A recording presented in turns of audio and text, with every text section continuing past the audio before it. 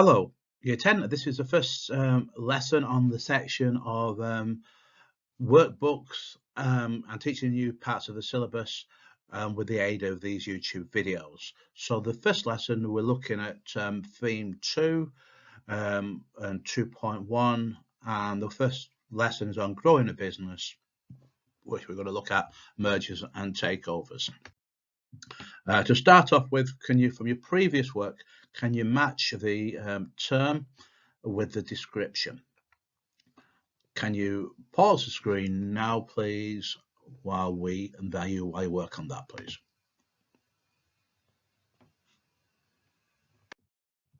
Okay, there's your answers. They're all color-coded.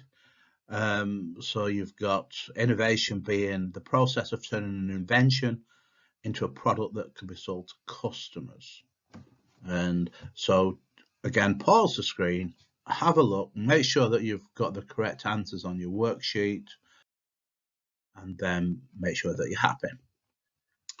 So what we're looking at today, we're looking at what you want to be confident with, why do businesses want to grow, what's the benefit of that, and then understand the key points of today's lesson, understand the difference between internal and external growth, and the different methods of growth, which are going to be mergers and takeovers.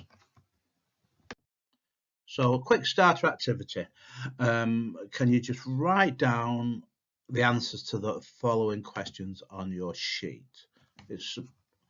Don't worry too much about the answers, just have a go. It's just trying to give you an idea of how big McDonald's is as a business that has grown rapidly over the years.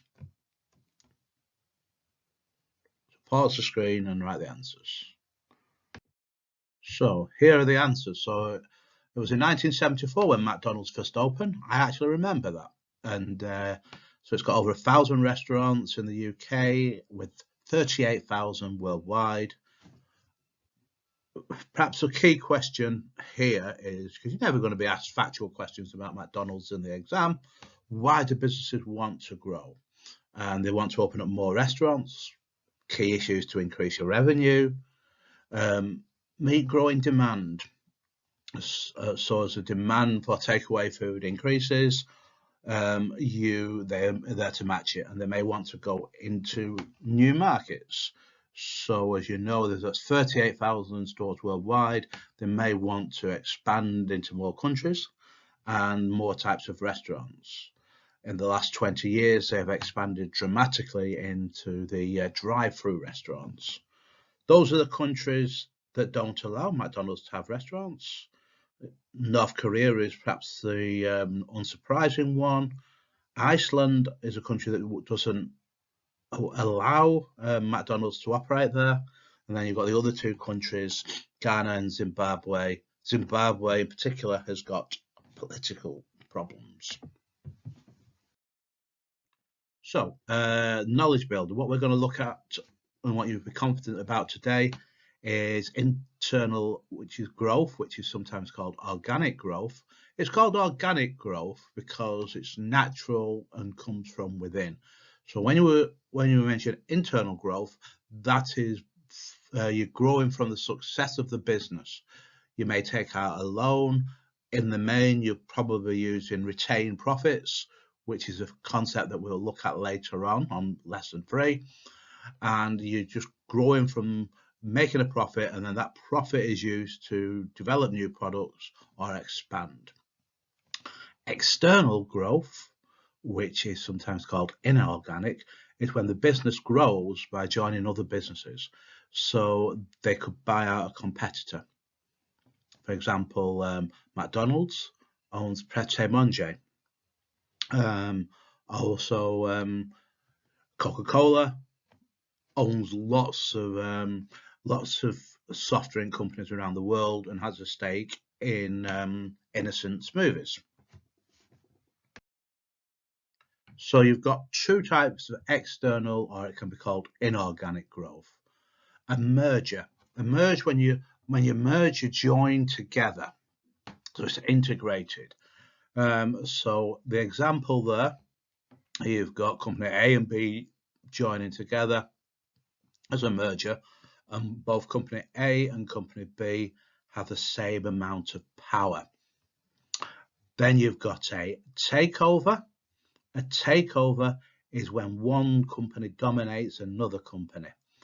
So in this case, it could be if McDonald's buys Pret a Manger, or if Facebook buys Instagram. Facebook is the owner of the business and they have more control in theory. A lot of the time, though, Facebook, for instance, have made sure that while they're owning the business and owning a competitor, they've given the owners of Instagram control and freedom for how they operate. Now, there it can be hostile. It can be hostile, which means the company may not want to be taken over. And this is one of the major problems of becoming a public limited company, which we're going to look at next lesson. So a merger, two companies join together, equal control. Takeover, when one company buys another and then has control of that business. So what I want you to just have a quick think about before we put the list up is, can you try and have a think about the advantages and disadvantages of internal, growing from within, external, buying other businesses. So the advantages of internal growth: it's relatively low risk. You're not spending a lot of money buying another business. You're not having all potential communication problems when two businesses join together. So it's a low risk business. You're building on the success of the business, and that links to the second point. You're building on the business own strengths. So what they're good at. So they may have developed new products, such as Apple on the iPhone 11, and then because they're successful, they're using the profits that they make from that to improve the quality of what they offer, and then you get new models of phones. It can be financed by the business internal funds, such as retained profits, which again is something that we're going to be looking at in lesson 3. But retained profits is kept within the business. That's our own cash, so that's easy for them to use. And the final advantage is there may not be a clash of cultures. So culture is values and beliefs that different businesses have. So if two businesses join together, there may be disagreements about how much they want to grow. Do they want to concentrate on the quality of the product? What ways do they want to add value? So there may be clashes between how the different businesses operate.